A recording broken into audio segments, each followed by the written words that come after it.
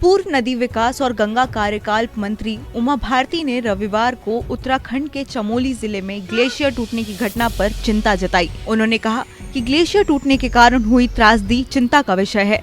इसके अलावा यह चेतावनी भी है। बीजेपी नेता ने आगे कहा कि मंत्री रहते हुए गंगा और उसकी मुख्य सहायक नदियों पर बांध बनाकर पनबिजली परियोजना लगाने के वह सख्त खिलाफ थी। पूर्व केंद्रीय मंत्री ने कहा, जोशीमठ से 24 किलोमीटर पैंग गांव जिला चमोली उत्तराखंड के ऊपर का ग्लेशियर फिसलने से ऋषि गंगा पर बना हुआ पावर प्रोजेक्ट जोर से टूटा और एक तबाही लेकर आगे बढ़ रहा है। मैं गंगा मैया से प्रार्थना करती हूँ कि माँ सबकी रक्षा करे तथा प्राणी मात्र की रक्षा करे।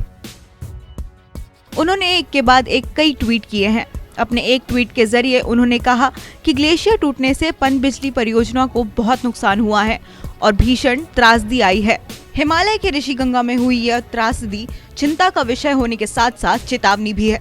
उन्होंने लिखा है, इस संबंध में मैंने अपने मंत्रालय की तरफ से हिमालय उत्तराखंड के बांध के बारे में जो हलफनामा दिया था उसमें यही आग्रह किया था कि हिमालय एक बहुत संवेदनशील स्थान है, इसलिए गंगा और उसकी मुख्य सहायक नदियों पर पनबिजली परियोजना नहीं बनाना चाहिए।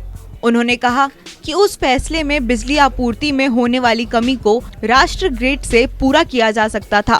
साथ ही उमा भारती ने जानकारी दी कि शनिवार को वह उत्तरकाशी में थी और फिलहाल हरिद्वार में है। उन्होंने अपने अगले ट्वीट में लिखा, मैं इस दुर्घटना से बहुत दुखी हूँ। उत्तराखंड देवभूमि है। वहाँ के लोग बहुत कठिनाइयों से जीवन जीकर तिब्बत से लगी सीमाओं की रक्षा के लिए सजग रहते हैं। मैं उन सबके रक्षा के लिए भगवान से प्रार्थना करती हूँ।